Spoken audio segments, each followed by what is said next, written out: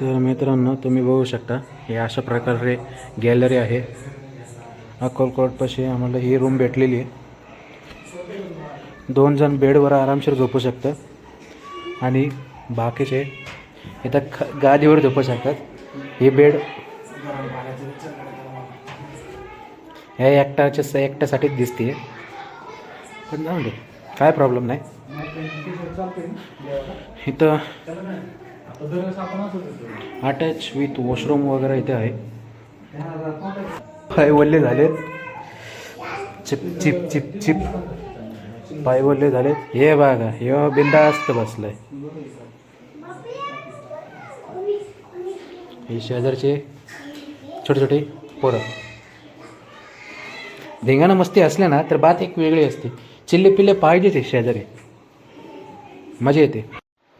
तर आता अशा प्रकारे आम्ही आता महाप्रसाद घ्यायला जाणार आहे. तुम्हाला दाखवतो महाप्रसादामध्ये आम्हाला काय काय इथे भेटलेले. आम्ही आधी तर लाईनीत वाट बघितली. त्याच्या एक 10 ते 15 मिनटानंतर नाही तर आम्हाला गरमागरम असं महाप्रसाद भेटलेला आहे.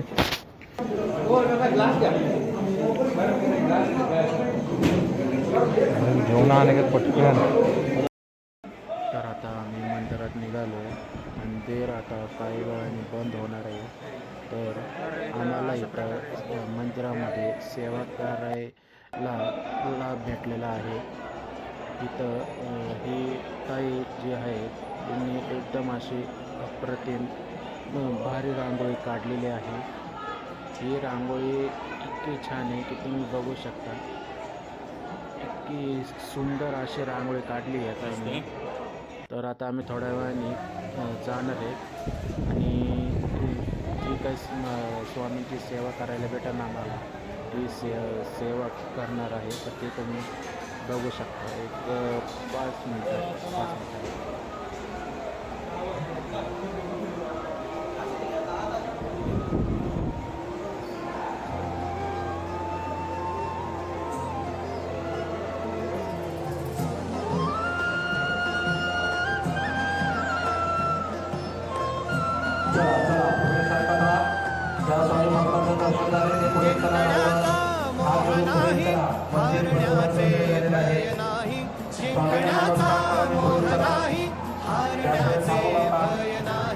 स्वामी शक्तीच्या चपाठी वेदनेच्या सुटती गाठी. स्वामी शक्तीच्या चपाठी वेदनेच्या सुटती गाठी. सोबतीला नाही कुणी सोबती. तर अशा प्रकारे माझा भाऊ इथं सेवा करत आहे. इथली स्वच्छता करून इथली सेवा करत आहे. इकडं श्रीपाद करतोय आणि किरण दादा कुठे गेला काम आहे. श्रीपाद तर दिसतोय, किरण दादा नाही येत होते. पण माझा भाऊ इकडं सेवा करतोय. वा, कॅरी ऑन सेवा.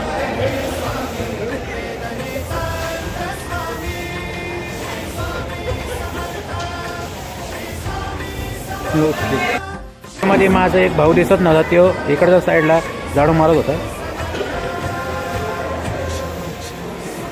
तर सगळेजण व्यवस्थित एका प्रकारे झाडू मारतात. जो इकडे आहे, किरणाचा इकडे आहे आणि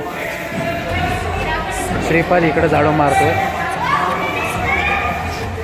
ही जागा त्यांना खराब होती, आता एकदम स्वच्छ आणि क्लीन झालेली आहे.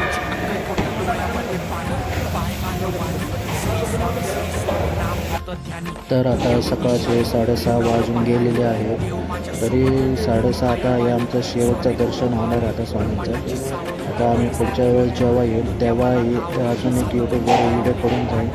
आता आम्ही निघणार आहे घराच्या साईडला. तरी तुम्ही बघू शकता की सकाळी 6:30 वाजता इतकी गर्दी झालेली आहे. तुम्ही